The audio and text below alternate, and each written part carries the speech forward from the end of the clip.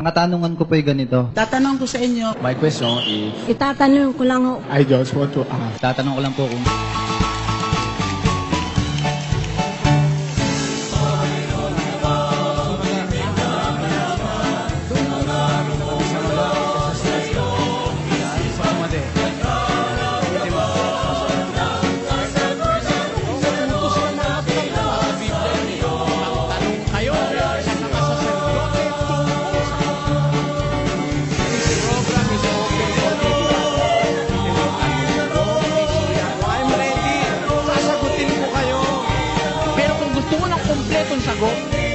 itanong mo. May sagot ang Biblia. Nakasulat kumpleto, walang bawas, walang labis, walang kulang. Kaya ang sabi ng mga apostol, matuto kayo sa amin, huwag hihigit sa bagay na nasusulat.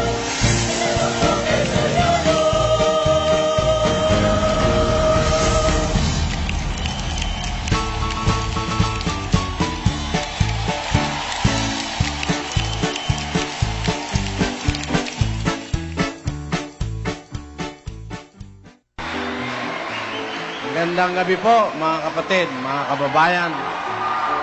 Sa ating mga panauhin ngayong gabi, maligayang bati po ang paabot namin sa inyo. Sana ang kapayapaan ng Diyos ang maghari sa ating gaganaping ito na pagtitipon. Una, nagpapasalamat po kami sa pamahalaan ng Marikina. Kami po ay naririto to reach out, sapagkat yun po ang sinampalatayanan namin na utos ng Diyos sa isang mangangaral. Mangaral ka, sumawata ka, sumaway ka, at mangaral ka na may buong pagpapahinuhod at pagtuturo. Sa 2 Timoteo 4:2. Batas po yan ng Diyos sa mangaral. Ang katunayan, hindi nga namimili ng panahon Dapat po, walang pinipiling panahon ng isang mangangaral na nangangaral ng salita. Sabi sa English, be instant in season and out of season. Preach the word, exhort with all long-suffering and doctrine, sa kapanahunan at sa hindi kapanahunan. Utos po ng Diyos mangaral ang mangaral. Mas maalwan nga po ngayon, mga kababayan, mas madali. Hindi kagaya ng panahon ng ating Panginoong Hesus na kailangan siyang maglakad at ang mga apostol,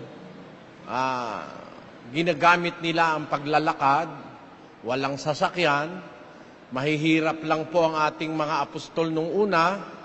Ang Panginoon Jesucristo naman ay mahirap din, hindi siya nakakarwahe. Bagaman may karwahe nung panahong una, dahil sa kahirapan, naglalakad sila. Bayang-bayay nililibot na ang pangangaral ni Jesus. Isang tanghali na pagod, nagpahinga at lumuklok doon sa balon ni Jacob. Ayon. Yan na may nasa Biblia talaga, na talaga naglalakad siya. 8:1 ng Lucas. At nangyari, pagkatapos ng kaunting panahon, na sila'y naglalakad sa mga bayan at mga nayon, na ipinangangaral at dinadala ang mabubuting balita ng kaharian ng Diyos, at kasama niya ang 12. Ayan, siya'y nangangaral, naglalakad sa mga bayan, sa mga nayon. Ngayon po, pwede ka namang sumakay. Hindi naman kailangang mayaman ka ngayon para makasakay ka. Pwede kang mag-jeep, mag-MRT, pwede kang mag-tren, pwede kang mag-kotse. Lalo na sana ngayon dapat intensified ang pangangaral kung ang nangangaral ay mayroon takot sa Diyos. Marami kasing mangaral ngayon nakatago lang, hindi lumalabas. Hindi mo makita sa telebisyon.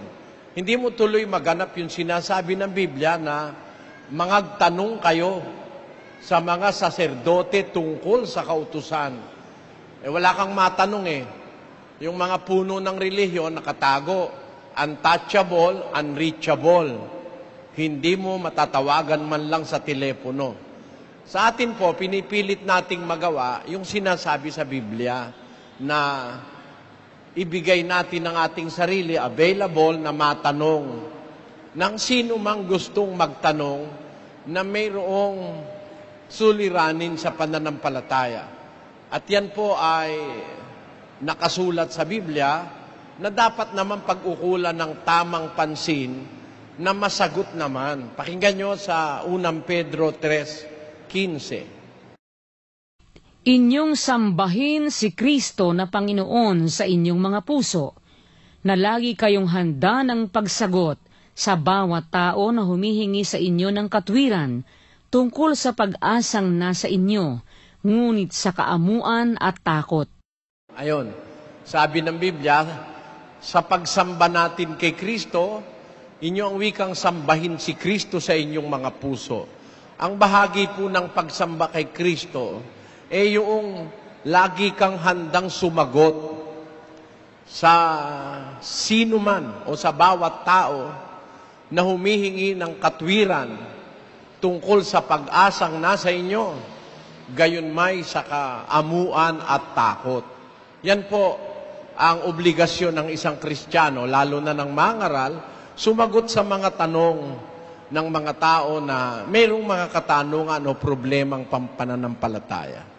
Yan po ang layon kaya kami narito, hindi para makipag-away mga kababayan, hindi rin naman para magyabang o ipangaral namin ang aming sarili.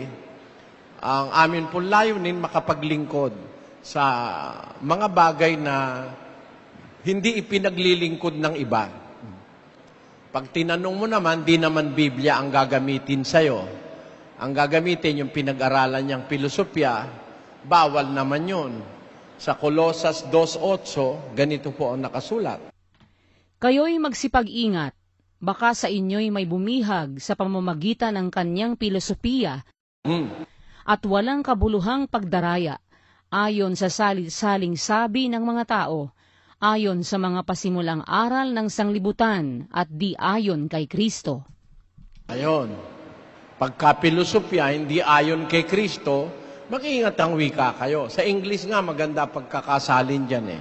Beware, lest any man spoil you through philosophy and vain deceit, after the tradition of men, after the rudiments of the world, and not after Christ.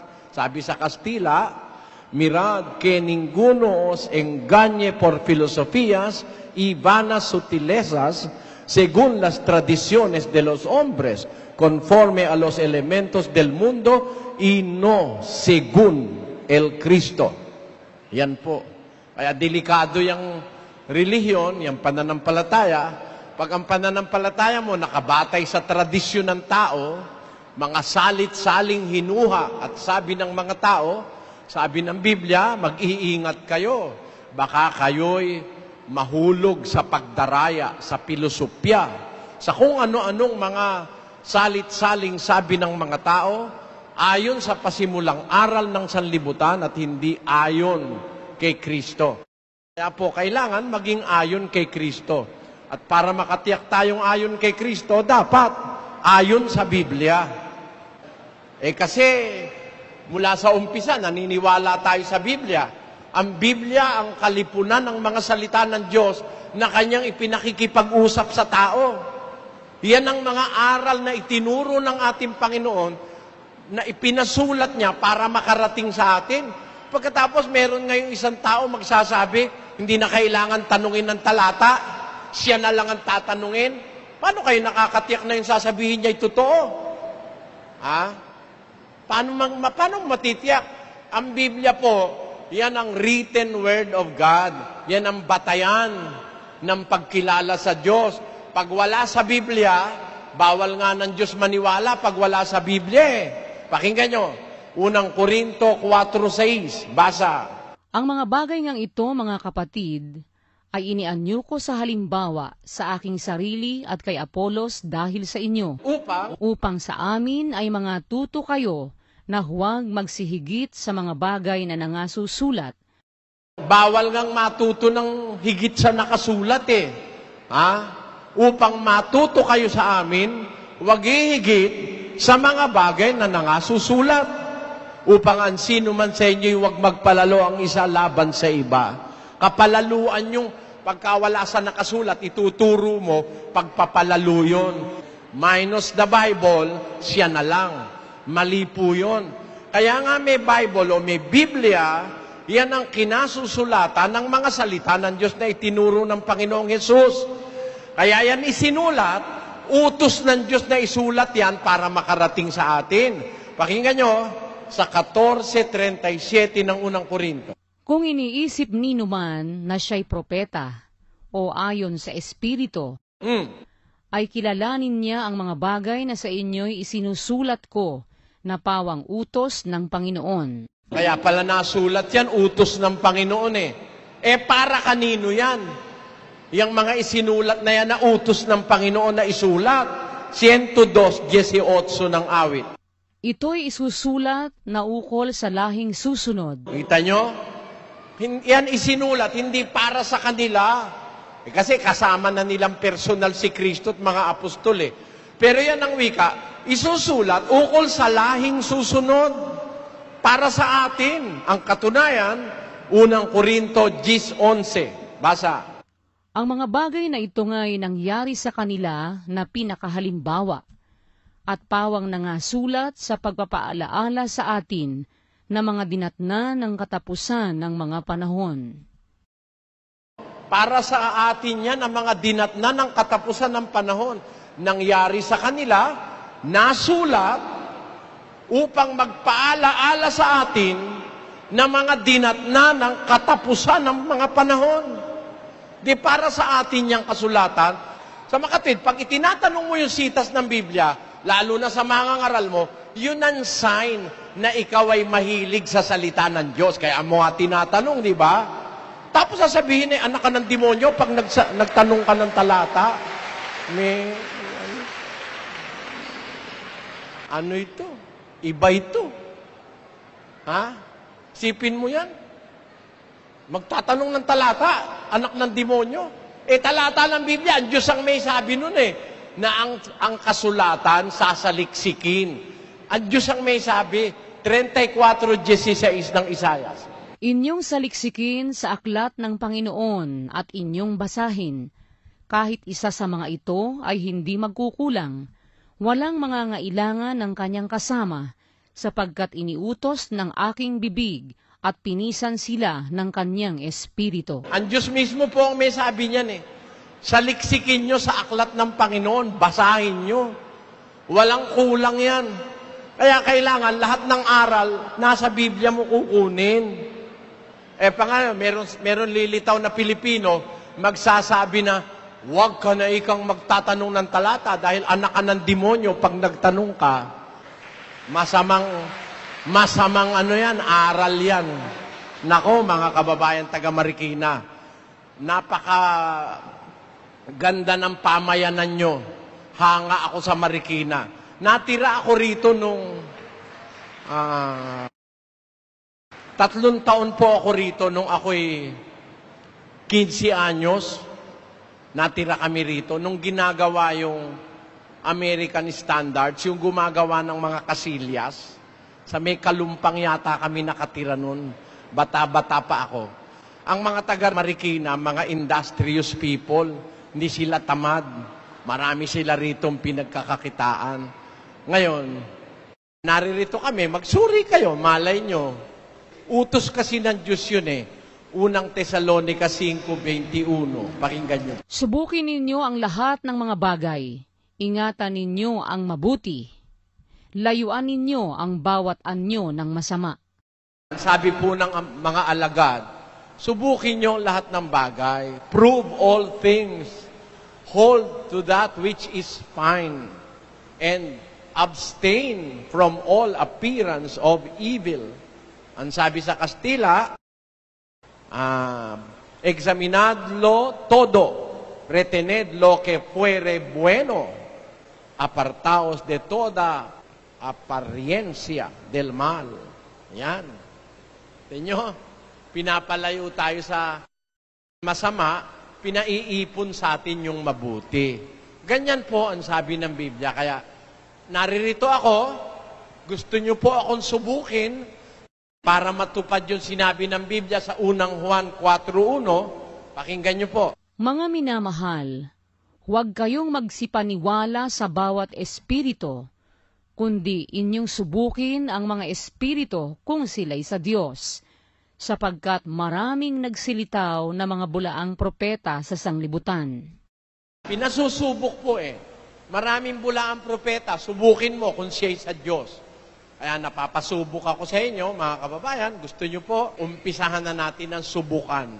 Tignan natin kung maaari tayong maliwanagan sa salita ng Diyos. Ako po, hindi ko sasabihin sa inyong huwag kayong magtatanong ng talata. Dapat itanong nga ninyo yung talata o yung verses of the Bible.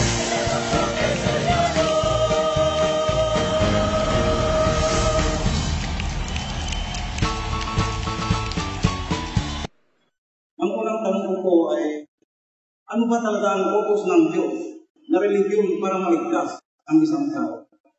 Ang Biblia po, nagtuturo ng lahat ng bagay na ukol sa Diyos. Yung paglilingkod, pagsamba, pananalangin, pagrirelihiyon, nasa Biblia po lahat yan. Siyempre, ang sagot, kung ano yung nasa Biblia, yun ang utos ng Diyos. Kaya nga po nasulat yun ang utos ng Diyos Babasahin ko uli. 14:37 ng unang Korinto. Kung iniisip nino man na siya'y propeta o ayon sa espiritu, ay kilalanin niya ang mga bagay na sa inyo'y isinusulat ko na pawang utos ng Panginoon. Ayan, ang utos ng Diyos, yung nakasulat. Ang lahat ng isa inyo'y isinusulat ko, wika ni Pablo, pawang utos ng Panginoon. Therefore, kung ano yung nakasulat, yun ang utos ng Diyos. Pagdating po sa relihiyon na sasamahan, sa relihiyon na ating aaniban, kung ano yung nakasulat, yun ang utos. Pakinggan nyo sa 12:9 ng Roma, ganito sinasabi. Ang pag-ibig ay maging walang pagpapaimbabaw. Kapuotan ninyo ang masama. Makisanib kayo sa mabuti. Ayun, aanib tayo Pero kung pansinin nyo, aanib tayo sa mabuti. Makisanib kayo sa mabuti. Abhor that which is evil and cleave to that which is good. Aanib kayo, sasama kayo sa mabuti.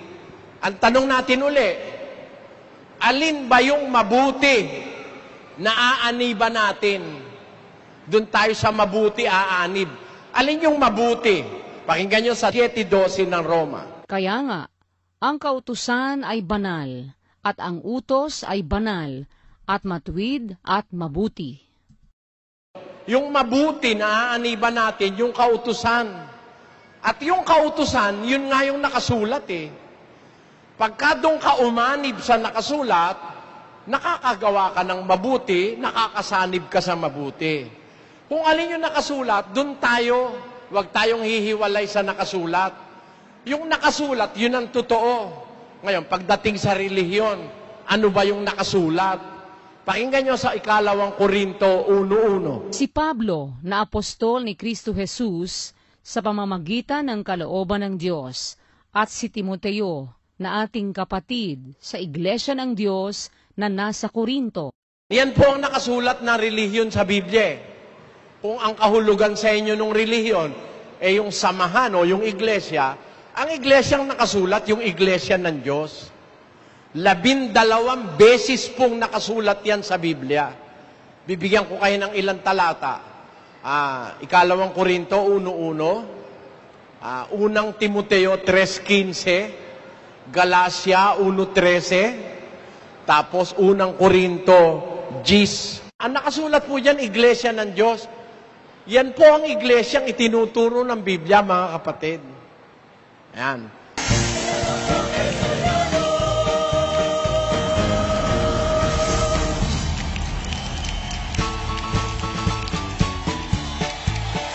Ano ba talagang utos ng Diyos na pagsamba?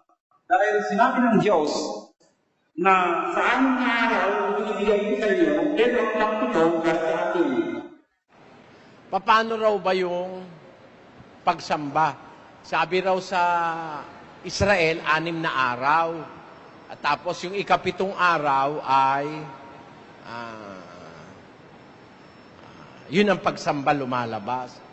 Alam nyo mga kapatid, ang pagsamba sa tunay na kahulugan, hindi naman po yung araw eh. Hindi po yung araw ang mahalaga doon sa pagsamba. Sa panahong Kristiyano, hindi na po partikular yung araw.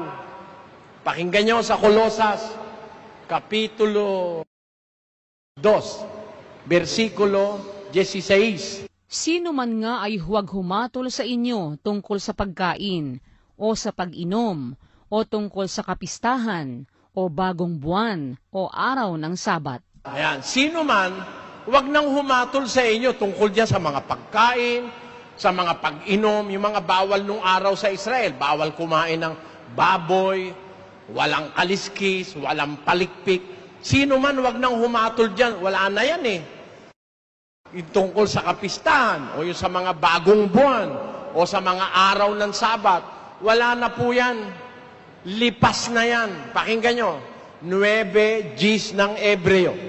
Palibhasa'y palatuntunan lamang na ukol sa laman, na iniatang hanggang sa panahon ng pagbabago, gaya ng mga pagkain at mga inumin at sari-saring paglilinis. Merong palatuntunan sa Israel nung araw na mga palatuntunang panlaman, iniatang hanggang sa panahon ng pagbabago. Kaya meron ho talagang darating na pagbabago. Mababago ang batas na iniukol sa Israel, darating ang isang bagong batas pang mundial, hindi pang Israel lang. 7:12 ng Ebreo. Pakinggan nyo. Sapagkat nang palitan ang pagkasaserdote, ay kinailangang palitan naman ang kautusan. Kaya meron po mga kautusan sa panahon ni Moises, pinalitan pagdating ng panahong Kristiyano. Kaya yung halimbawa, araw ng pagsamba, sa panahong Kristiyano, hindi po partikular yung pagsamba na araw. Sa Kristiyano, araw-araw nga sila eh. Nung nagpupunta sila sa templo, araw-araw sila ron. Pakinggan nyo sa Gawa ng mga Apostol. At araw-araw, sila'y nagsisipanatiling matibay sa pagkakaisa sa templo at sa pagpuputol-putol ng tinapay sa bahay-bahay. Araw-araw, sila'y nagsisipanatiling matibay sa pagkakaisa sa templo. Hindi na sila namimili ng araw nung panahon ng mga apostol. Kung meron silang pagkakataong araw-araw magkatipon sa templo, ginagawa nila yon. Pero, sa panahong Kristiyano, mas menos, ang ginagawa nilang araw ng pagkakatipon, unang araw ng Sanlinggo. Doon sila nagkakatipon. First day of the week, corresponding to Sunday sa ating panahon. Pakinggan nyo sa 27 ng Gawa. At ng unang araw ng Sanlinggo, nang kami nagkakapisan. Ayan, nagkakapisan sila, unang araw ng Sanlinggo, upang pagputol-putulin ang tinapay. Therefore, ang pagkakatipon ng mga apostol, unang araw sa linggo, first day of the week. Ibig sabihin nun, linggo yon. Kasi yung ika-7 araw, Sabado. Nagkakatipon sila linggo, unang araw. Anong katunayan?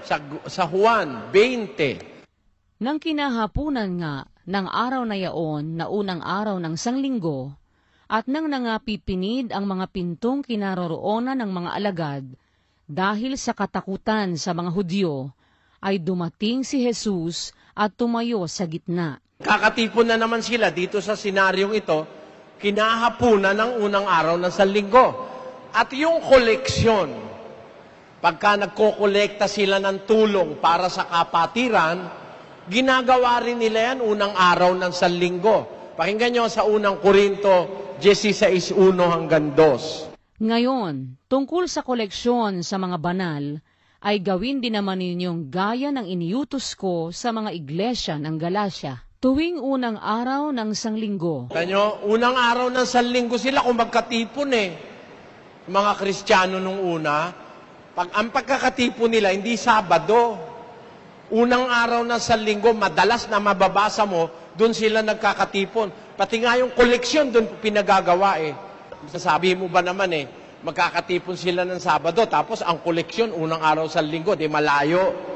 Unang araw sila kung magkatipon. Yun po yung utos na pagkakatipon. Kung ang kahulugan ng sinasabi niyong pagsamba, pagkakatipon, ginagawa po yun unang araw ng sanlinggo. Ngayon yung pagsamba per se, alam niyo kapatid, yung pagsamba, ano po yan Akala nung iba, sasamba ika sila, pupunta ng kapilya, akala nila ang pagsamba, yung pagpunta sa kapilya, at mag-iipon-ipon, pagsamba. Hindi po totoo yun. Bahagi lang yun ang pagsamba. Pero ang tunay na kahulugan ng pagsamba, yung paglilingkod sa Diyos. Pag-aalay ng sarili sa paglilingkod. 12:1 ng Roma sa dating Biblia. Kaya nga mga kapatid, ipinamamanhi ko sa inyo, alang-alang sa mga kahabagan ng Diyos, na inyong iharap ang inyong mga katawan na isang haing buhay, banal, nakaaya-aya sa Diyos na siya ninyong katampatang paglilingkod espiritual. Doon sa saling ng Biblia, katampatang pagsamba. Pakilagay nga sa screen. Katampatang pagsamba. Yung pag-aalay ng sarili bilang isang haing buhay, banal, nakaaya-aya sa Diyos, yun ang katampatang pagsamba. Pakibasa mo yan. Kaya nga mga kapatid, ipinamamanhi ko sa inyo, alang-alang sa mga kahabagan ng Diyos, na inyong iharap ang inyong mga katawan na isang haing buhay, banal, nakaaya-aya sa Diyos, na siya ninyong katampatang pagsamba. Kaya ang pagsamba talaga, kung sa tunay na kahulugan ng salita, yung paghahandog ng sarili sa paglilingkod sa Diyos, offering of oneself in service to God, yun ang tunay na kahulugan ng pagsamba. Kaya kahit Lunes, nakatalaga kang maglingkod sa Diyos. Halimbawa, isa kang padre di pamilya, inutusan ka ng Diyos na yung pamilya mo iyong kupkupin, maghanap buhay ka ng maayos, habang nasa hanap buhay ka, dahil sumusunod ka sa utos ng Diyos, sumasamba ka sa Diyos. Halimbawa, merong isang taong nangangailangan ng tulong, sa kanyang kagipitan tinulungan mo, sumasamba ka nun sa Diyos. Ang bawat pagsunod natin sa Diyos is an act of worship. Yun lang lumuhod ka, pagsamba yun Yung manalangin ka, pagsamba yun. Pakinggan nyo sa 2. O magsiparito kayo, tayo'y magsisamba at magsiyukod. Tayo'y magsiluhod sa harap ng Panginoon na may lalang sa atin. Tayong wika'y magsiluhod sa harap ng Panginoon na may lalang sa atin. Pagsamba yun. Pagluhod, miski nga yung pag-awit mo sa Diyos pagsamba rin yun bahagi ng pagsamba. So ang pagsamba, hindi isang araw lang. Ang pagsambay, lahat ng araw ng ating buhay, sasambahin natin ng Diyos sa pamamagitan ng paglilingkod sa Kanya o pagsunod sa Kanyang kalooban. Yan po yan, kapatid.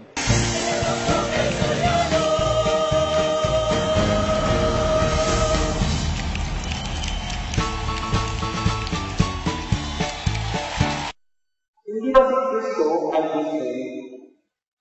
Dahil sa 1:1 at saka ang sabi sa mga apostol nung magtanong, Ama, ako, ipakita mo sa amin ang Ama at saka ng namin. Pero sumagot ko ito, nang sabi, matagal na akong kasama niyo, pero hindi ko pa rin lalangkan ako. Kung nakita niyo ako, nakita yun sa mga. Siya po'y Diyos, hindi siya yung Ama, siya yung anak ng Diyos.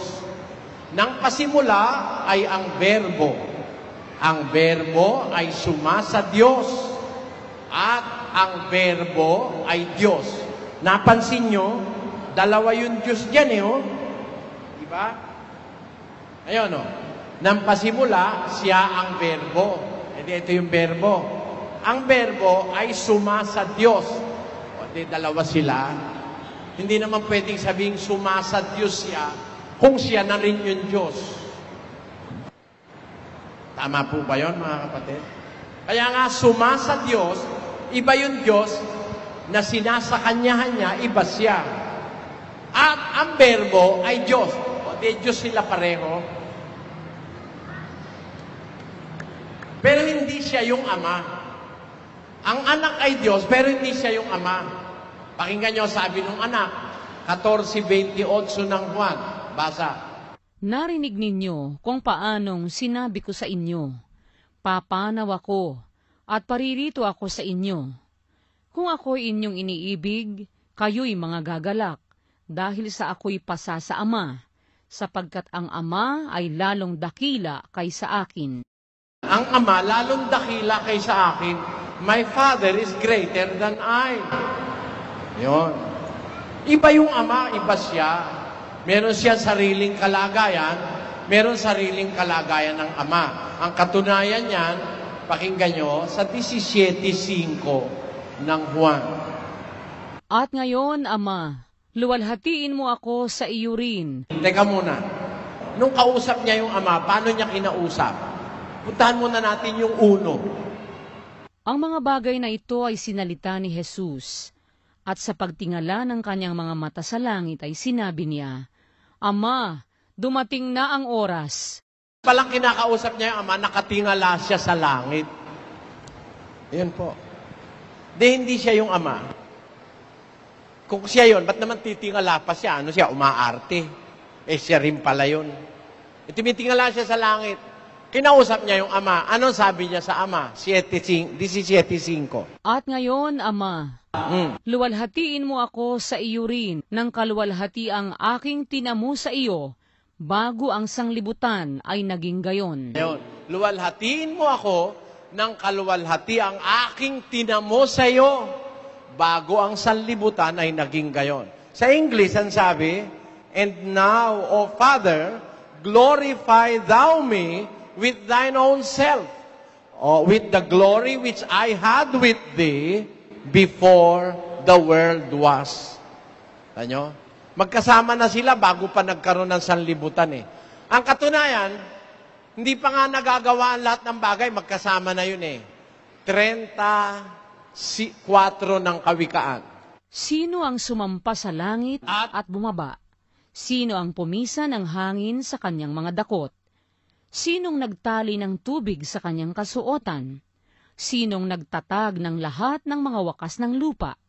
Ano ang kanyang pangalan? At ano ang pangalan ng kanyang anak kung iyong nalalaman? Yung nagtatag ng lahat ng wakas ng lupa, magtatay. Ano pangalan niya? Ano pangalan ng kanyang anak? O di mag-ama. Yan. Kaya nga nung gagawa sila ng tao, nag-usap sila eh. Lalangin natin ang tao. O, di ba? 1:26. At sinabi ng Diyos, lalangin natin ang tao. O, lalangin natin. Kung siya mag-isa lang, sana lalalangin ko ang tao. Hindi naman eh. Meron siyang kausap, lalangin natin. O, meron siyang kasama. Yung kasama niya, yun ang kanyang anak. Ganun po yan. Anong katunayan? Dalawa silang magkasama bago nila lang ang lahat ng bagay. 8:22 ng Kawikaan. Pakinggan nyo. Inari ako ng Panginoon sa pasimula ng kanyang lakad, bago pinasimulan ang kanyang mga gawa ng una.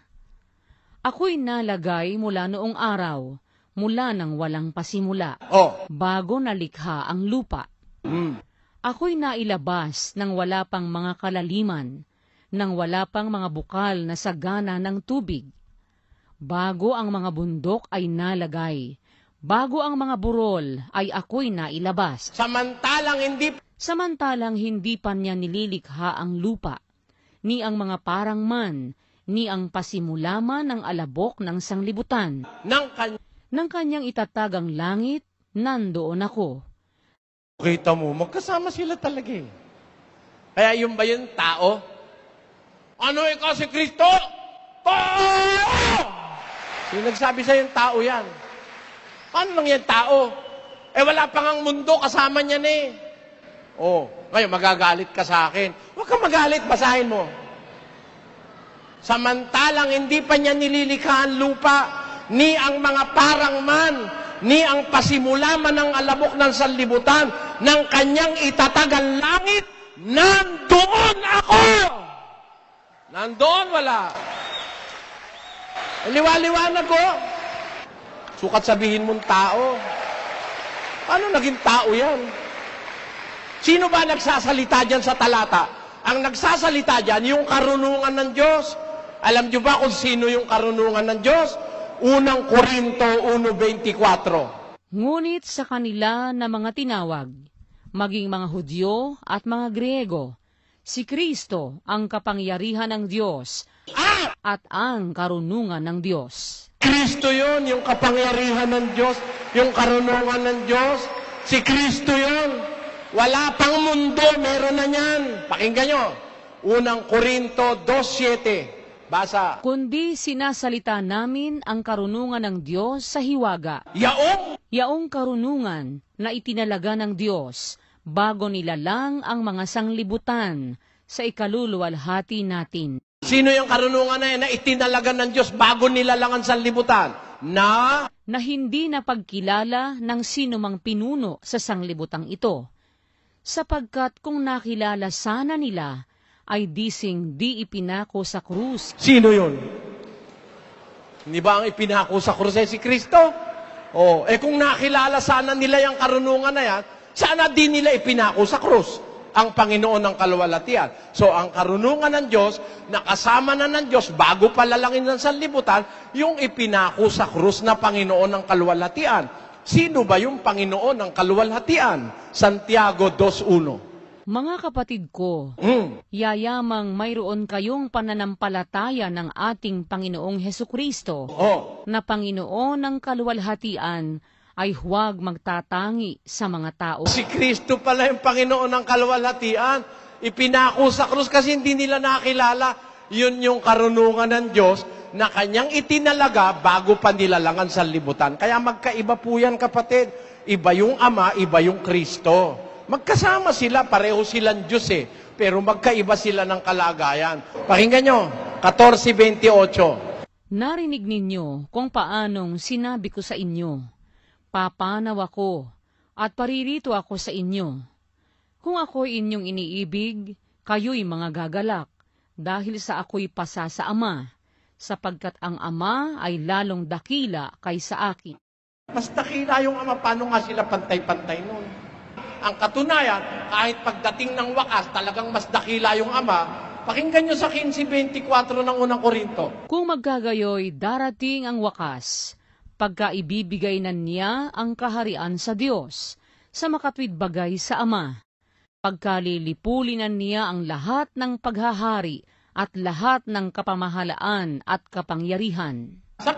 Sapagkat kinakailangang siya'y maghari, hanggang mailagay niya sa ilalim ng kanyang mga talampakan ang lahat niyang mga kaaway. Ang kahuli-hulihang kaaway na lilipulin ay ang kamatayan. Sapagkat kanyang pinasuko ang lahat ng mga bagay sa ilalim ng kanyang paa. Datapwat kong sinasabi, ang lahat ng mga bagay ay pinasuko, ay maliwanag na itinangi yaong nagpasuko ng lahat ng mga bagay sa kanya. At kung ang lahat ng mga bagay ay mapasuko na sa kanya, kung magkagayoy, ang anak rin ay pasusukuin naman sa nagpasuko ng lahat ng mga bagay sa kanya, upang ang Diyos ay maging lahat sa lahat. Pagdating na nung pinali, di ba alam nyo ba yung pinali, mga kapatid? Ang pinali, kumbaga sa pelikula, yun ang ending, ano? Kumbaga sa kanta, yun na yung mahabang-mahaba ang mag-e-end na pagdating nung end, si Kristo rin susuko sa Ama Paano silang pantay-pantay? Sino ngayon ang gustong makipag-diskusyon? Diskusyon tayo. Patunayan ko, hindi totoo aral na pantay-pantay. Walang away. Nasa Biblia kasi may batayan ako, ikaw wala Wala daldal lang daldal, bunganga, bunganga. Ayun. Walang talata. Dapat talata. kung ang pagbabantay ang Biblia. Ngayon, kung magkukwentuhan tayo, pera na Biblia, kanya-kanya lang tayong kwentuhan, pagandaan ng kwento.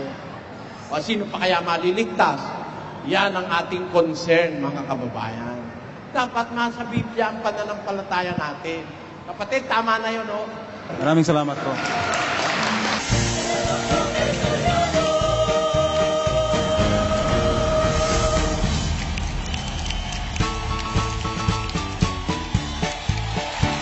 Tatanong ko lang, bakit po hindi niyo sinasamba si Mama Mary? Sinasamba? Yes. Kasi lalabas kasing kasinungalingan pag sinamba mo si Maria. Masama po yung sasamba ka sa kapwa mo nilalang. Ang dapat sambahin yung lumalang. Pakinggan nyo, 1.25 ng Roma. Basa. Sapagkat pinalitan nila ang katotohanan ng Diyos ng kasinungalingan at sila'y nagsisamba at nangaglingkod sa nilalang kaysa lumalang. Ang dapat sambahin yung lumalang eh. Eh si Maria nilalang din yun eh. She's also a created being. Creature siya eh. Hindi naman siya creator eh. Ang sinasamba po, yung creator. Pag sumamba ka sa nilalang, kasinungalingan yun. Mali sa Diyos yun. Kaya yung mga anghel, sa Biblia, bawal sambahin ng anghel. 22:8 ng Apokalipsis. At akong si Juan, ako ang nakarinig at nakakita ng mga bagay na ito.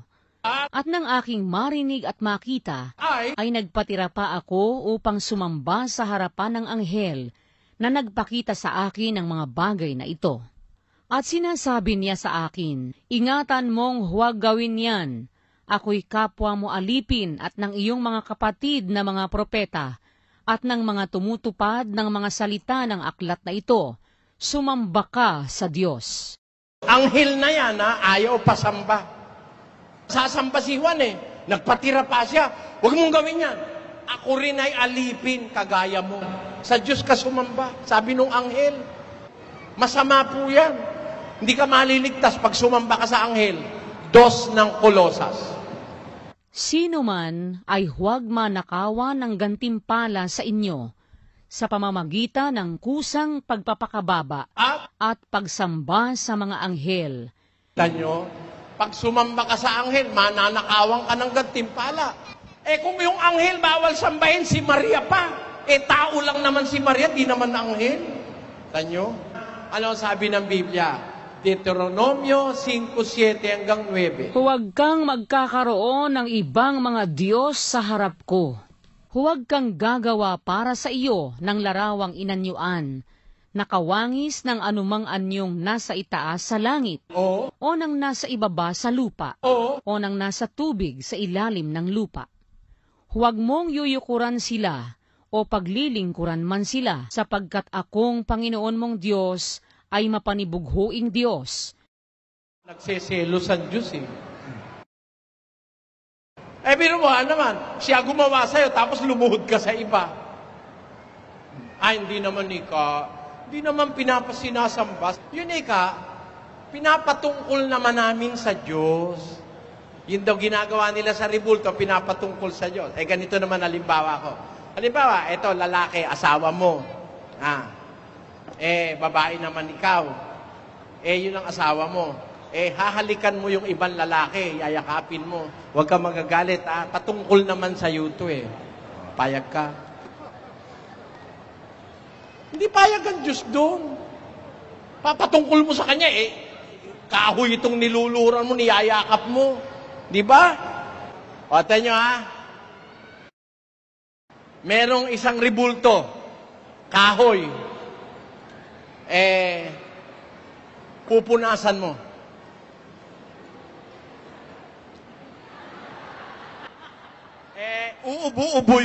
Uubo-ubo yung nauna, may nakapila, susunod siya. Baka may TV, no? Sabi nung susunod,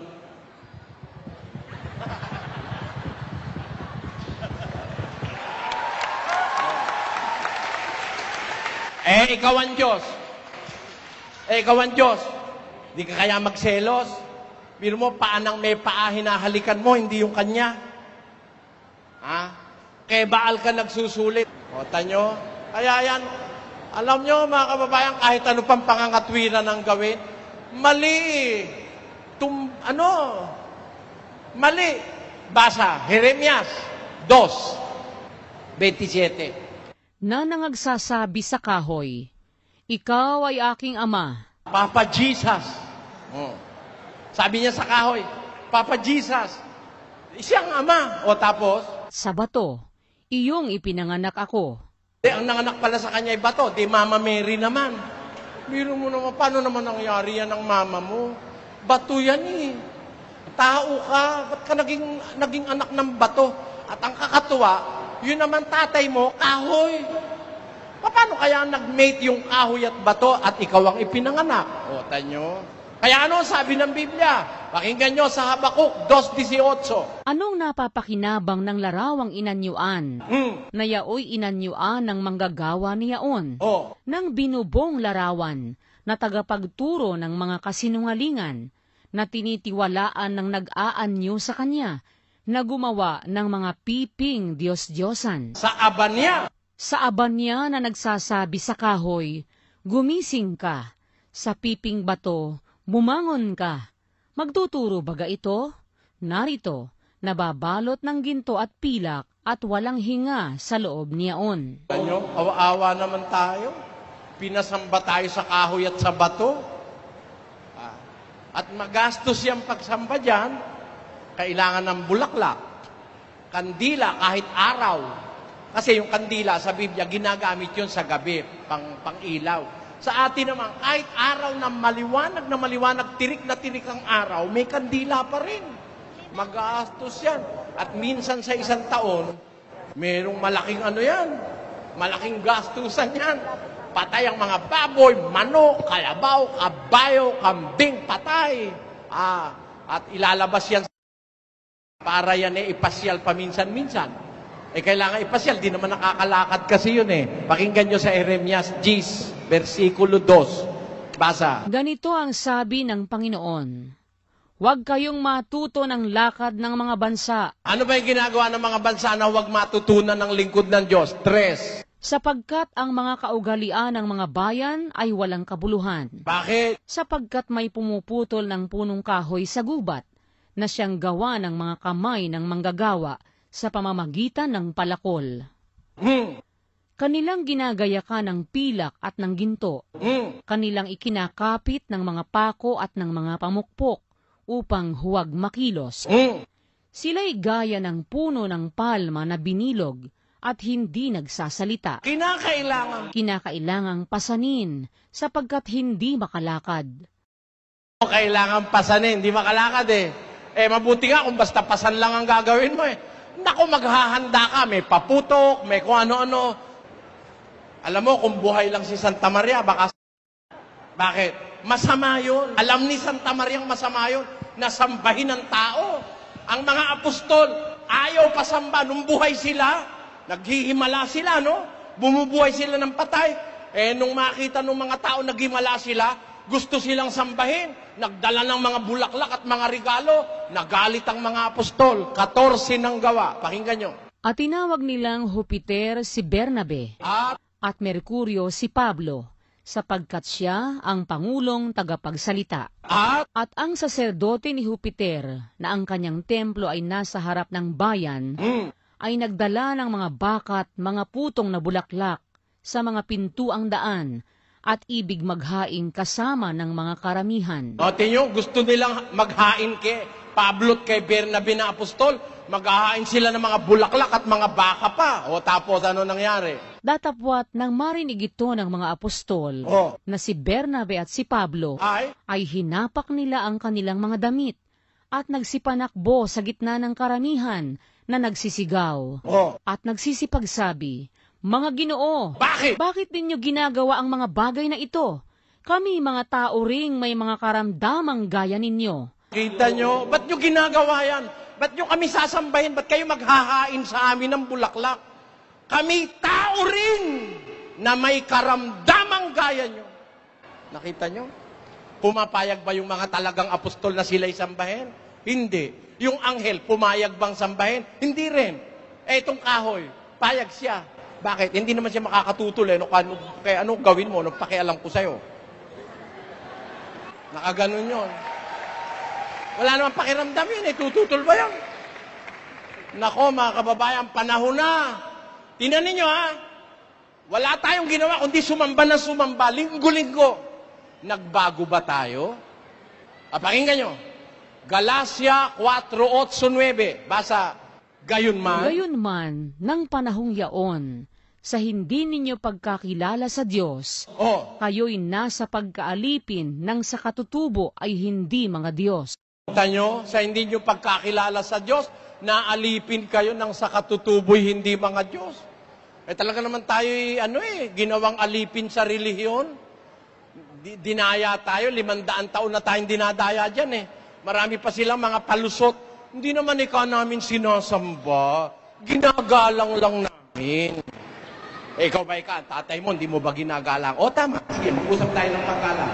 Ginagalang mo tatay ko, ginagalang mo tatay mo. Yung retrato ng tatay mo, nilagay mo sa kwadro. Yung litrato ng tatay ko, ginagalang ko, nilagay ko sa kwadro. Iginagalang mo yung tatay mo. Nilalagyan mo ba ng bulaklak yung retrato ng tatay mo? Kinakandilaan mo ba? Lumuluhod ka ba sa retrato ng tatay mo? Hindi. Hindi na paggalang yan. Lagpas na yan sa paggalang. Pagsamba na nga yan sa Diyos-Diyusan. Yan ang ibig sabihin yan.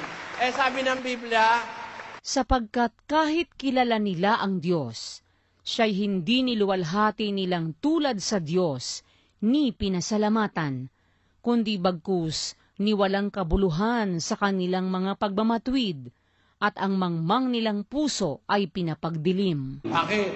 At pinalitan nila ang kaluwalhatian ng Diyos na hindi nasisira, ng isang katulad ng larawan ng tao na nasisira. Yan ang masamang ginawa ng tao. Yung kaluwalhatian ng Diyos na hindi nasisira, pinalitan ng katulad ng larawan ng tao na nasisira. At ng mga hayop, ang mga ibon. At ng mga ibon, at ng mga hayop na may 4 na paa, at ng mga nagsisigapang. Kita nyo, kayo po'y makadiyos at naniniwala kayo sa Biblia, dapat mag-isip kayo mga kababayan. Tama ba ginagawa ko o hindi? Ayon sa Biblia. Sa Biblia po, walang tao na dapat sambahin. Kahit anghel, hindi dapat sambahin. Kaya kahit si Maria, hindi dapat sambahin. Ginagalang ko si Maria, mahigit kaysa sa nanay ko. Dahil nanay siya ng aking Panginoon. Pero, hindi sa kasakdalang sambahin ko siya sapagkat magagalit naman sa akin ang aking kinikilalang Diyos sa langit. Yan po ang aming panalangin. Okay na po. Thank you.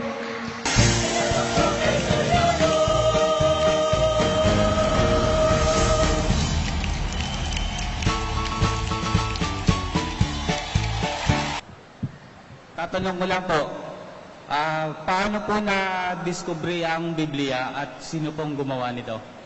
Alam mo kapatid, nung araw, wala namang Biblia eh.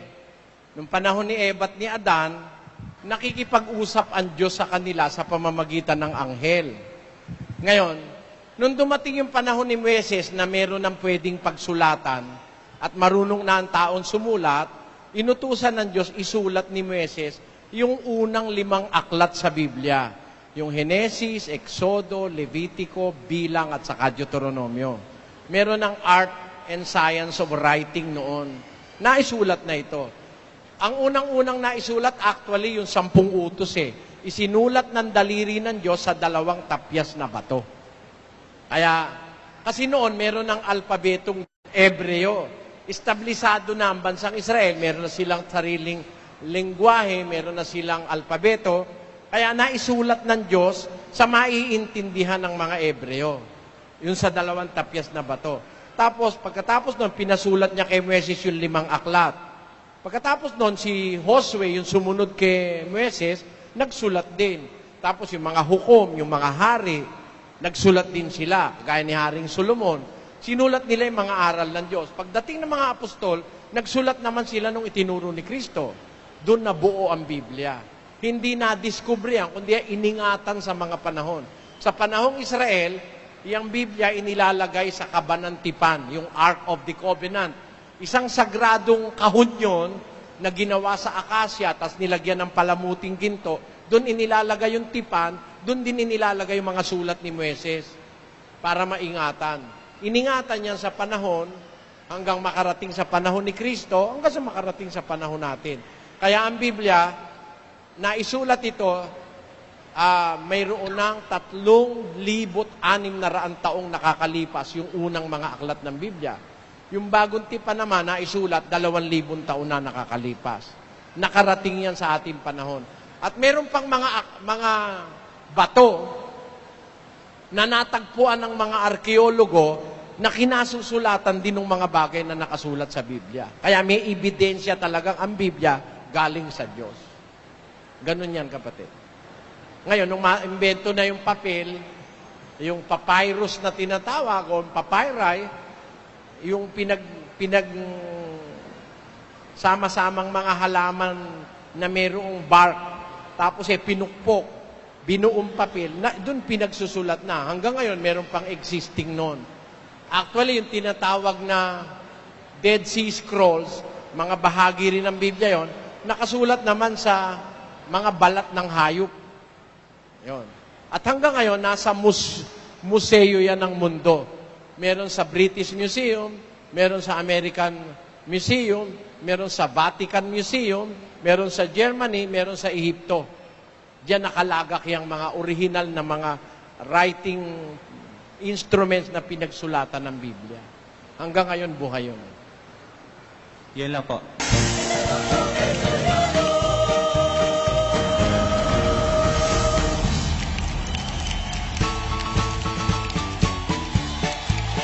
Sino-sino po ang mga anak ng Diyos na sinasabi sa Genesis, Kabanata 6 at 6 at versikulo 1 hanggang 2. Mga anghel po yun.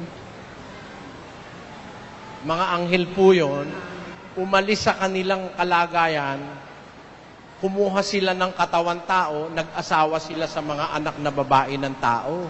Basahin po natin yung 6:1. At nangyari, nang magpasimula na dumami ang mga tao sa balat ng lupa, at mga kaanak ng mga babae na nakita ng mga anak ng Diyos, na magaganda ang mga anak na babae ng mga tao, at sila'y nangagsikuha ng kani-kanyang asawa sa lahat ng kanilang pinili. Ano mga naging anak nila? Ang mga higante ay nasa lupa ng mga araw na yaon, at pagkatapos din naman na makasiping ang mga anak ng Diyos sa mga anak na babae ng tao, at mga kaanak sila sa kanila. Ang mga ito rin ang naging makapangyarihan ng unang panahon na mga lalaking bantog. Nung mag-asawa yung mga anak ng Diyos, yung mga anghel, sa mga anak na babae ng tao, ang naging resulta, mga higante. Matataas, siyam na pie. Kumbaga, mga ganito, mataas pa sa akin, na pagka yung ginanong ko yung kamay ko, mas mataas pa ron. Malalaking mga tao lumabas. Kasi, yan hong mga anghel, iniwanan nila yung kanilang dating kalagayan, nag-asawa sila sa mga anak ng tao. Basahin natin yung Judas. At ang mga anghel na hindi nangag-ingat ng kanilang sariling pamunuan, kundi iniwan ang kanilang sariling tahanan, ay iniingatan niya sa mga tanikalang walang hanggan sa paghuhukom sa dakilang araw. Mga anghel po yan iniwan yung kanilang pamunuan, yung kanilang tahanan. Ang tinatawag po kasi sa Biblia ng mga anak ng Diyos, sons of God, mga anghel po yan. Nung ginagawa ng Diyos ang mundo, wala pang tao noon, may mga anak na ng Diyos noon. Basahin natin ang Job. Saan ka nandoon nang ilagay ko ang mga patibayan ng lupa? Ipahayag mo kung mayroon kang unawa. Sinong naglagay ng mga sukat niyaon, kung iyong nalalaman? O sinong nag-unat ng panukat diyan? Sa ano nalagay ang kanyang mga patibayan? O sinong naglagay ng batong panulok niyaon? Nang magsiawit na magkakasama ang mga bituin pang umaga, at ang lahat ng mga anak na lalaki ng Diyos ay naghihiyawan sa kagalakan. Nung inilalagay ng Diyos ang pundasyon ng lupa, naghihiyawan yung mga anak ng Diyos. Inglisin nga natin yon. Ang sabi dun sa 38:4, Where wast thou when I laid the foundations of the earth? Declare, if thou hast understanding, who hath laid the measures thereof? If thou knowest, or who hath stretched the line upon it? Whereupon are the foundations thereof fastened? Or who laid the cornerstone thereof? When the morning stars sang together, and all the sons of God shouted for joy. Nung ginagawa ng Diyos ang mundo, nag-aawitan yung mga anak ng Diyos. Hindi po tao yon dahil wala pang tao nun eh. Mga anghel po yon. Yan po yun ngayon na nag-asawa nung marami ng magagandang anak na babae ng tao. Kumuha sila ng asawa. Nag-intermingle yung lahi ng tao at saka yung anghel, ang ipinanganak, mutants, mga higante. Yun po ngayon na nagpasama sa lupa. Kaya dumating yung panahon, ginunaw ng Diyos ang mundo, pinatay lahat yung mga anak ng mga anghel na yon para wag sumama ng sumama ang tao. Natira po ang 8, si Noe at ang kanyang mga anak. Yun po yung kasaysayan nun.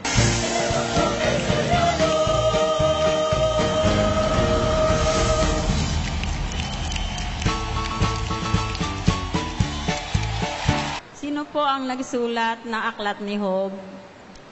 Alam nyo, maraming iba-ibang nagsasabi na nagsulat ng aklat ni Job.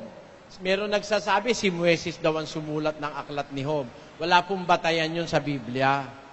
Pero, yung aklat ni Job, kahit hindi po natin malaman kung sino ang sumulat, totoo po yun. Kasi, si Santiago, binanggit si Job. Pakinggan nyo. Narito, tinatawag nating mapapalad ang nangagtiis. Inyong nabalitaan ang pagtitiis ni Job. So, yung kasaysayan po ni Job, totoo, kinikilala yun ni Santiago eh.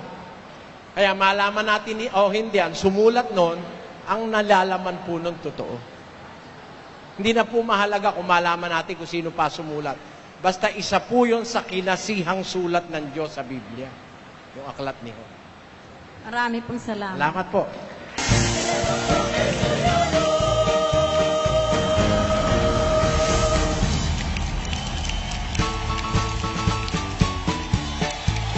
Ano po bang kasalanan ng nagagawa ng tao ang walang kapatawaran sa Diyos? Alam nyo, ang kasalanang nagagawa ng tao na walang kapatawaran sa Diyos, akala nung iba, pag malaki ang kasalanan, yun ang walang kapatawaran. Pag maliit, may kapatawaran. Mali po yun. Ang kasalanan po, kahit maliit, kahit malaki, kung hindi mo sinasadya, napapatawad. Sabi ni San Pablo, 1:13 ng Timoteo, ganito. Magaman ng una, ako'y naging mamumusong at manguusig at mga alipusta.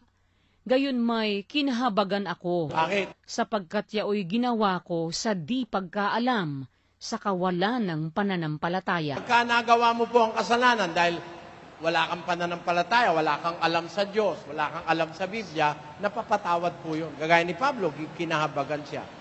Pero pag alam mo na po, tapos sinasadya mo, kahit po maliit yun, pagka araw-araw, linggo-linggo, buwan-buwan, taon-taon ang ginagawa mo, lalaki po ng lalaki, wala rin kapatawaran.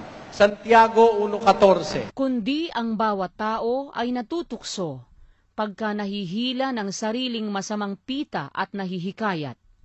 Kung magkagayoy ang kahalayan, kung maipaglihi ay nanganganak ng kasalanan, at ang kasalanan, pagka malaki na, ay namumunga ng kamatayan. Malaki po yung kasalanan, palaki ng palaki. Halimbawa, sugarol ka. Sugal ka ng Lunes, sugal ka ng Martes, sugal ka ng Miyerkules. Nagsugal ka buong sa linggo, nagsugal ka ng buong buwan, buong taon. Habang buhay sugarol ka, ay wala ka pong kaligtasan nun. Palaki ng palaki yun eh. Akala kasi nila iba, pagkapasugal-sugal lang, painom-inom lang, napapatawad. Tama, napapatawad yun. Pero pag pinag-uugalian mo ng paulit-ulit, di ka na nagbabago, pakinggan nyo, sa 10:26 ng Hebreo. Sapagkat kung ating sinasadya ang pagkakasala, pagkatapos na ating matanggap ang pagkakilala sa katotohanan, ay wala ng haing natitira pa tungkol sa mga kasalanan. Nyo, wala nang patawad yun. Kung sinasadya natin ang pagkakasala, pagkatapos na ating matanggap ang pagkakilala sa katotohanan, wala nang haing natitira pa. Kundi isang kakilakilabot na paghihintay sa paghuhukom at isang kabangisan ng apoy na lalamon sa mga kaaway. Kaya wala po sa laki ng o liit. Ang masama po yung sinasadya na natin. Pero kahit malaki yung kasalanan, na pagsisihan mo naman, kinumpisal mo sa Diyos, 32:5 ng awit. Aking kinilala ang aking kasalanan sa iyo, at ang aking kasamaan ay hindi ko ikinubli. Aking sinabi, aking ipahahayag ang aking pagsalangsang sa Panginoon, at iyong ipinatawad ang kasamaan ng aking kasalanan. Sa English, I acknowledged my sin unto thee, and mine iniquity have I not hid. I said, I will confess my transgressions unto the Lord, and thou forgavest the iniquity of my sin. I will confess my transgression unto the Lord. Sa Diyos ka nagkasala, sa Diyos ka rin mangungumpisal. Sabi sa Kastila, mi pecado ti declare, ino encubrimi iniquidad, confesaré, dije contra mis rebeliones al Señor, y tú perdonarás la maldad de mi pecado. Sabi ng Biblia. Kaya, alam nyo, ikinukumpisal sa Diyos at saka dun sa tao na pinagkasalahan mo para mapatawad ka rin ng Diyos. Kung kilala mo yung tao, then humingi ka ng tawad.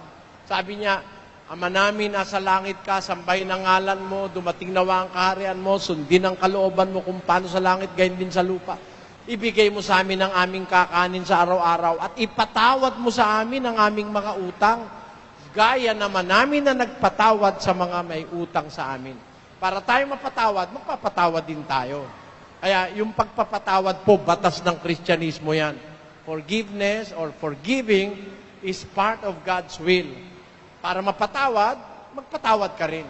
Pag hindi ka nagpatawad, sa ni Mateo, pakinggan nyo. Sapagkat kung ipatawad ninyo sa mga tao ang kanilang mga kasalanan, ay patatawarin naman kayo ng inyong Ama sa kalangitan. Datapwat kung hindi ninyo ipatawad sa mga tao ang kanilang mga kasalanan, ay hindi rin naman kayo patatawarin ng inyong Ama ng inyong mga kasalanan. Alam nyo, isa lang ang dapat nating masigurado. Pag may nagkasala sa atin, dapat magpatawad tayo. Siguraduhin nating marunong tayo magpatawad bago tayo humingi ng tawad. Kasi pagka hindi ka nagpapatawad, di ka rin papatawarin. Impyerno ka nun. Ganun po yun, kapatid.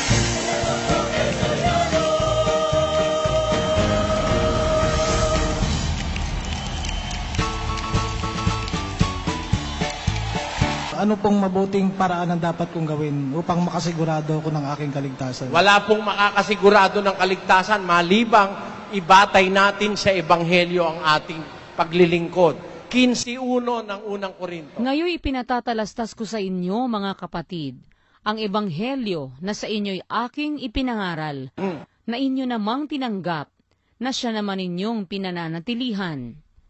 Sa pamamagitan naman ito'y ligtas kayo. Kailan? Kung matyagan ninyong iingatan ang salitang ipinangaral ko sa inyo, maliban na kung kayo'y nagsisampalataya ng walang kabuluhan. Pamamagitan ng Ebanghelyo, ligtas kayo, sabi. Kung matyagan ninyong iingatan. Kaya ang pinakamsiguradong magagawa natin para maligtas tayo, yung aral ng Ebanghelyo, yun ang susundin natin. Sinabi ng Ebanghelyo, magpatawad ka, di magpatawad ka. Sinabi ng Ebanghelyo, maawa ka, maawa ka. Sinabi ng Ebanghelyo, yung kaaway mo, ibigin mo, di ibigin mo. Lahat ng sinabi ng Ebanghelyo, pag sinunod nyo po yun, sigurado kayo. Walang paltos yun, dahil si Kristo may sabi nun eh. Pagka sinabi ng Ebanghelyo, magpatawad ka, ayoko ka mo, huwag ka nang umasa. Matigas pala bungo mo eh. Diba, ganon? Yun po yun. Kung ano sinabi ng Ebanghelyo, yun ang gawin natin, maligtas po tayo. Salamat po. Salamat po.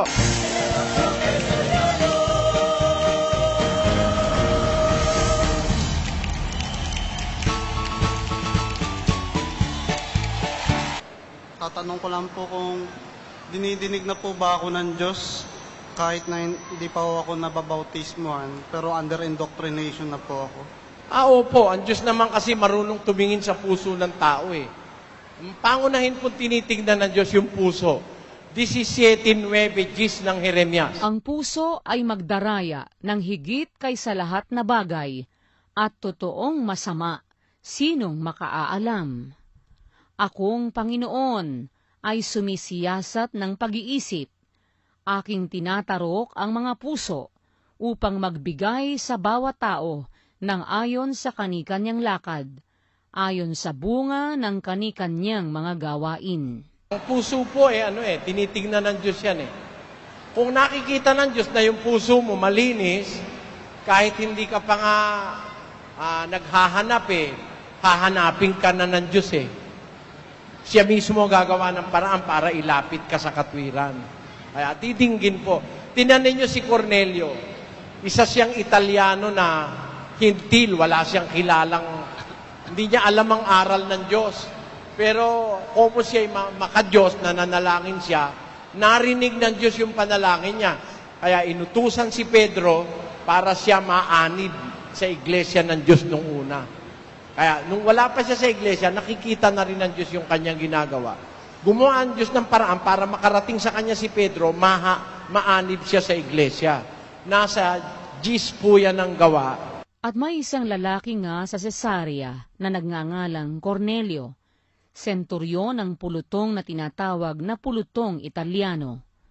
Isang taong masipag sa kabanalan at matatakutin sa Diyos, siya at ang buong sangbahayan, at naglimos ng marami sa mga tao at laging nananalangin sa Diyos. Palagi siyang nananalangin, narinig ng Diyos yun, yung kanyang panalangin sa 4. At siya, sa pagtitig niya sa kanya, at sa pagkatakot niya ay nagsabi, "Ano ito, Panginoon?" At sinabi niya sa kanya, "Ang mga panalangin mo at ang iyong mga paglilimos ay nangapailang lang na isang alaala sa harapan ng Diyos." Kaya ginawa ng Diyos, kung babasahin mo yung kumpleto, pinapunta si Pedro para maturuan siya ng aral, kasi narinig ng Diyos yung kanyang panalangin.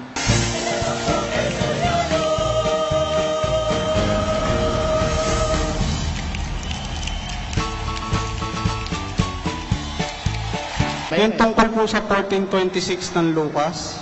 14:26. Kung ang sino mang tao'y pumaparito sa akin at hindi napopuot sa kanyang sariling ama at ina at asawang babae at mga anak at mga kapatid na lalaki at mga kapatid na babae, oo, at pati sa kanyang sariling buhay man, ay hindi siya maaaring maging alagad ko. Anong tanong mo ron? Yun po ba, pagsubok po ba yun? Hindi.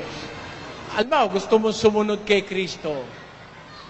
Pagka hindi ka napuot sa sariling ama, ina, kapatid na lalaki, kapatid na babae, pati sa sarili mong buhay, hindi ka pwedeng alagad ni Kristo. Bakit? Ano ba ang kahulugan nun? Bakit? Paano ka ba pwedeng maging alagad? Pakinggan mo ha. 9:23 ng Lucas pa rin. At sinabi niya sa lahat, "Kung ang sino mang tao ay ibig sumunod sa akin, ay tumanggi sa kanyang sarili at pasanin sa araw-araw ang kanyang krus at sumunod sa akin." Sino man tao gusto sumunod sa akin, sabi ng Panginoon, tumanggi ka sa sarili. Kasi merong gusto yung sarili kung minsan ayaw ng Diyos, labag sa Diyos. Gusto ng sarili mo maglasing. Gusto ng sarili mo babae, araw-araw iba. Hindi ka pwedeng sumunod kay Kristo. Itatanggi mo yung sarili mong gusto. Miski yung gusto ng tatay mo, yung gusto ng nanay mo, o gusto ng kapatid mo, labag kay Kristo, dapat itanggi mo yun. Salamat po. Ibig sabihin, pangunahin si Kristo pag susunod ka sa Kanya. Salamat po. Salamat.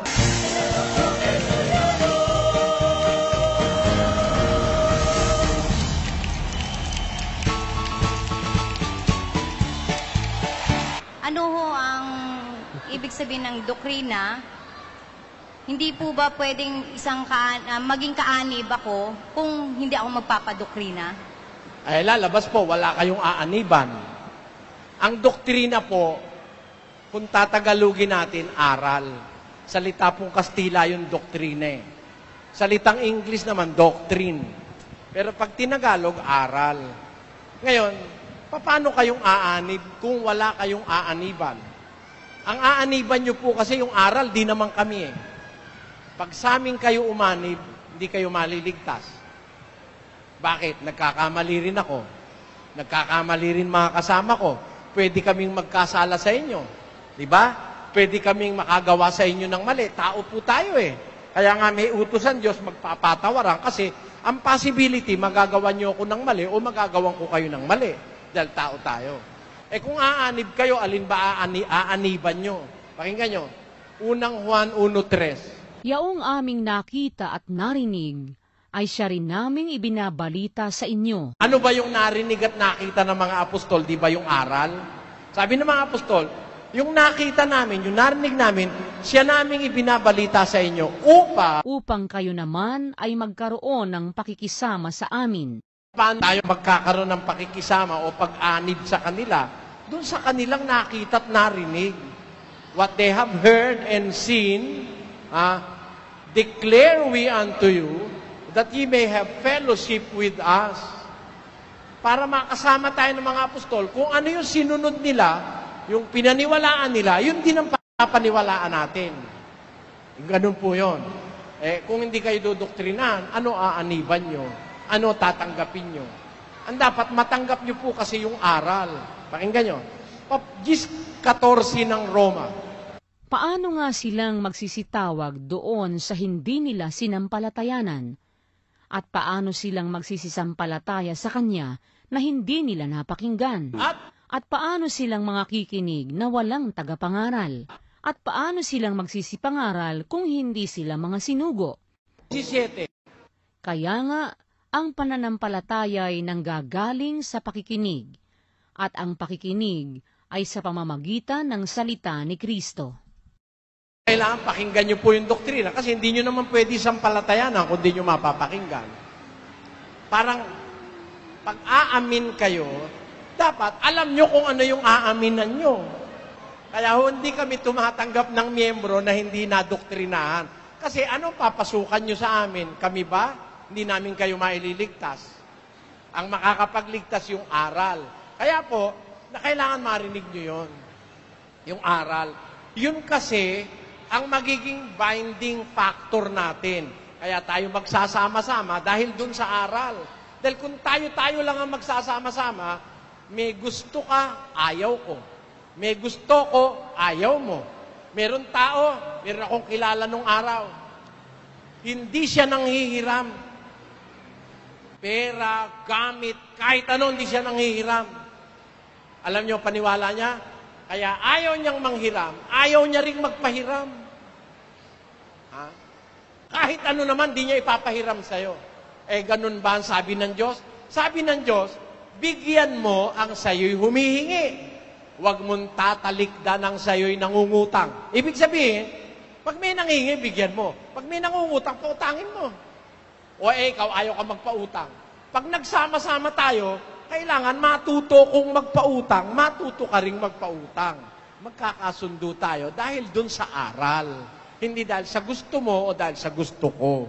Ang point of contact or our glue para mabuo tayong isang samahan na sumusunod sa Diyos, yung aral na itinuro ng mga apostol, dun tayo magsasama-sama. Pakinggan nyo, 1:27 ng Pilipos. Basa. Ang inyo lamang pamumuhay ay maging karapat-dapat sa Ebanghelyo ni Kristo, upang maging ako ay dumating at kayo'y makita, o wala man sa harap ninyo, ay mabalitaan ko ang inyong kalagayan, na kayo'y matitibay sa isang espiritu, na kayo'y magkaisa ng kaluluwa, na nangagsisikap sa pananampalataya sa Ebanghelyo. Doon tayo magkakaisa sa pananampalataya sa Ebanghelyo, sa aral po ibig sabihin. Kaya kailangan nyo pong marinig yun. Kasi kung aanib kayo basta, sino aaniban nyo? Kami, tao rin kami, nagkakamali rin. Ang aaniban nyo, yung inaniban namin, yun po yung aral, kapatid. Kaya po kailangan ng doktrina.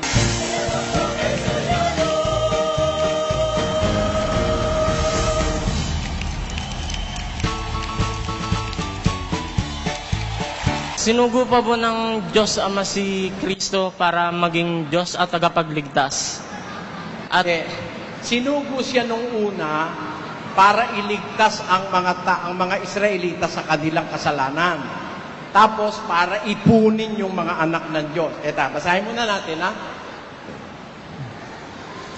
Mateo 1:21. At siya'y manganganak ng isang lalaki, at ang pangalang itatawag mo sa kanya ay Jesus, sapagkat ililigtas niya ang kanyang bayan sa kanilang mga kasalanan. First step of salvation na gagawin ni Kristo, iligtas niya sila, ang kanyang bayan, ang Israel, sa kanilang mga kasalanan. Pero hindi natatapos doon. Meron pa siyang dahil, bakit siya sinugo? 15:24 ni Mateo. Datapwat siya'y sumagot at sinabi, Hindi ako sinugo, kundi sa mga tupang nangaligaw sa bahay ni Israel. Mga tupang naligaw sa bahay ni Israel, doon siya sinugo. Anong gagawin niya ron? Juan. At hindi dahil sa bansa lamang, kundi upang matipon din naman niya sa isa ang mga anak ng Diyos na nagsisipangalat. Ayun, para tipunin niya yung mga anak ng Diyos sa Israel, para yung kanilang kasalanan, matubos niya, mapatawad niya. Yun ang unang dahil ng pagkasugo sa kanya. Pero, pumunta siya sa langit, sabi niya babalik siya uli. Diba? Ngayon, pagbabalik niya, ang kautusan ito. Sa 2:13 ng Tito, basa. Nahintayin niyaong mapalad na pag-asa at ang pagpapakita ng kaluwalhatian ng ating dakilang Diyos at tagapagligtas na si Hesukristo. Babalik siya bilang Diyos at tagapagligtas. Pagbalik niya.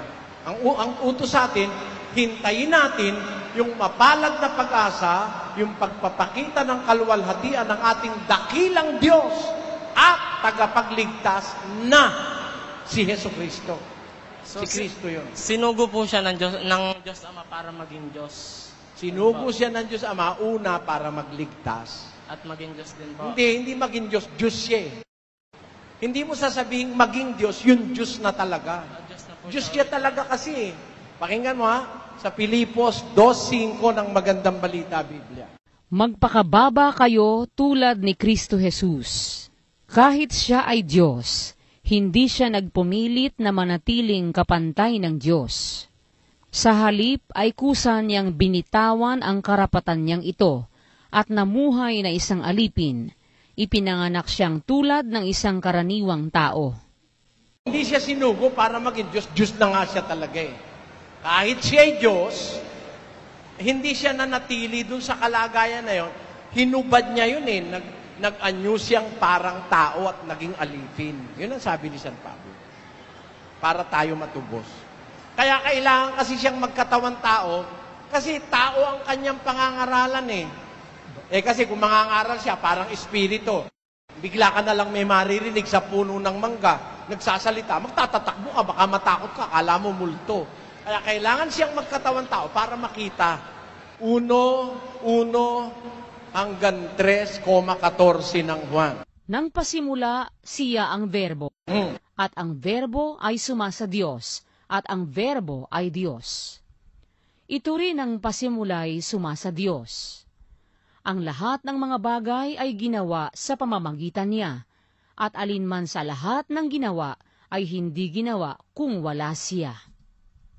At nagkatawang tao ang verbo, at tumahan sa gitna natin, at nakita namin ang kanyang kaluwalhatian gaya ng sabugtong ng Ama, na puspos ng biyaya at katotohanan. Sabi ng Biblia, nagkatawan tao yung verbo, tumahan sa gitna natin. Bakit tumahan sa gitna ng mga tao? Para mabigyan tayo ng halimbawa. Pakinggan mo sa 1 Pedro 2. Sapagkat sa ganitong bagay kayo'y tinawag, sapagkat si Kristo man ay nagbata dahil sa inyo, na kayo'y iniwanan ng halimbawa, upang kayo'y magsisunod sa mga hakbang niya. Kaya siya magkatawan tao, nakisalamuha sa tao para magbigay halimbawa sa atin. Yun kapatid. Salamat po.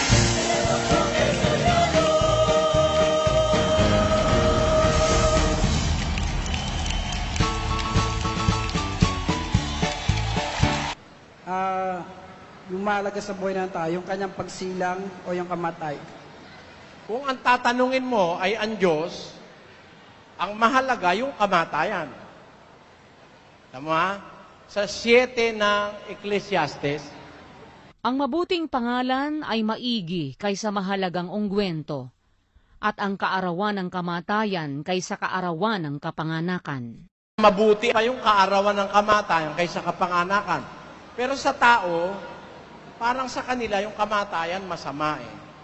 Pero sa isang nakakakilala sa Diyos, yung kamatayan parang graduation yun eh. Saan ang mas maganda? Nag-enroll ka ng kindergarten o nag-graduate ka ng college? Di ba mas maganda yung graduation day? Pinagdiriwang yun eh. Pero yung enrollment, walang pagdiriwang dun eh. Eh ganun yun. Pag pinanganak tayo, dadaan tayo sa sari-saring mga tribulations, mga hirap, mga problema. Eh kung tayo mamamatay na, kung matuwid ka, no? Sinasabi ko ito, kung matuwid tayo, napakahalaga sa Diyos nung ating kamatayan. Basahin natin ang awit. Mahalaga sa paningin ng Panginoon ang kamatayan ng kanyang mga banal. Mahalaga sa Diyos yung kamatayan ng mga banal kasi sa kamatayan mo, makakasama ka na ng Panginoon eh. Di ba? Ngayon, pero pagka ang namamatay ay masama, nako iba nararamdaman ng Diyos doon. Pakinggan mo. Sabihin mo sa kanila, buhay ako, sabi ng Panginoong Diyos. Wala akong kasayahan sa kamatayan ng masama. Ayun, wala akong kasayahan sa kamatayan ng masama. Kaya ang sagot, dalawa. Sa tanong mo, dalawa ang sagot. Pag ang mamamatay ay matuwid, mas mahalaga yung kamatayan niya kaysa sa kapanganakan. Kaya si Job, si Job nung makita niya yung kahulugan ng buhay at nang makita niyang sari-saring kasamaan sa mundo, yung kaarawan ng kanyang kapanganakan, sinumpa niya yung birthday niya 3:1 ng Job. Pagkatapos nito, ibinuka ni Job ang kanyang bibig at sinumpa ang kanyang kaarawan. At si Job ay sumagot at nagsabi, maparam nawa ang kaarawan ng kapanganakan sa akin, at ang gabi na nagsabi, may lalaking ipinaglihi. Magdilim nawa ang kaarawang yaon, huwag nawang pansinin ng Diyos mula sa itaas, ni silangan man ang liwanag. Sinumpa ni Job yung kanyang birthday. Kaya para sa lingkod ng Diyos, mas mahalaga yung kamatayan kaysa sa kaarawan.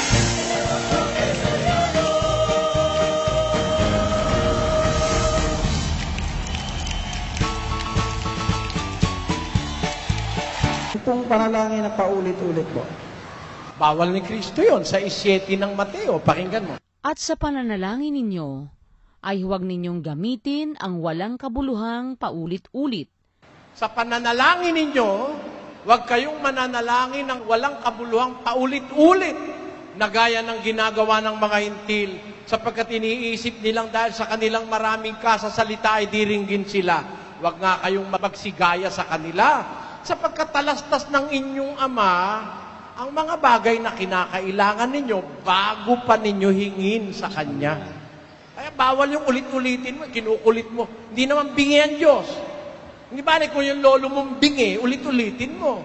Pero yung Diyos, di ka pa nga nagsasalita, alam na niya kung anong gusto mo eh. Ba't mo naman uulit-ulitin? Kaya ang sabi ng Ecclesiastes 5:1 ay, huwag kang pakabigla ng iyong bibig, at huwag magmadali ang iyong puso na magsalita ng anumang bagay sa harap ng Diyos, sapagkat ang Diyos ay nasa langit, at ikaw ay nasa lupa, kaya't pakauntiin mo ang iyong mga salita. pakauntiin mo lang, naintindihan na ng Diyos yun. Saan ba? Mananalangin ka. May sakit ang misis mo. Manalangin ka, Panginoon namin Diyos, amang makapangyarihan sa lahat. Ang akin pong asawa ay nahihirapan. Maawa ka po. Kung may kasalanan kami, patawarin mo kami. Sana po, pagalingin mo ang asawa ko para meron akong katulong sa buhay. Maraming salamat po sa awa mo sa amin. Sa pangalan ni Jesus na aming Panginoon at tagapagligtas. Amen. Alam niyo kung sino gumagawa niyang mahabang panalangin? Yung mga nagbabanal-banalan, sabi ni Kristo. Basahin natin ang Lucas. Mangag-ingat kayo sa mga eskriba na ibig magsilakad na may mahahabang damit at iniibig nila ang sila'y pagpugayan sa mga pamilihan, at ang mga pangulong upuan sa mga sinagoga, at ang mga pangulong dako sa mga pigingan. Na sinasakmal nila ang mga bahay ng mga babaing bao, at sa pagpapakunwaring banal ay nananalangin ng mahaba. Ang mga ito'y tatanggap ng lalong malaking kahatulan. Mga eskriba nung araw na mahaba ang damit, gustong-gustong mananalangin ng mahaba dahil nagpapakunwari, kunyari mga banal. Yan ang ugali ng mga pakunwari, mga ipokrito. Huwag tayong paparis doon. Katanungan ko po'y ganito. Tatanong ko sa inyo. My question is, Itatanong ko lang ho. I just want to ask. Tatanong ko lang po kung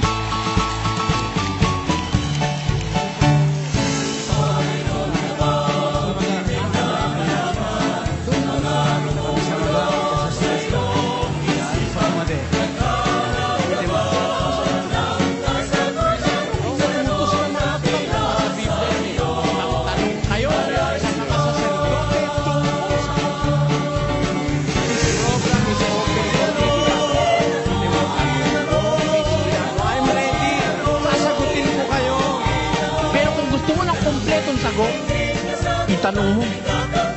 May sagot ang Biblia. Nakasulat kumpleto, walang bawas, walang labis, walang kulang. Kaya ang sabi ng mga apostol,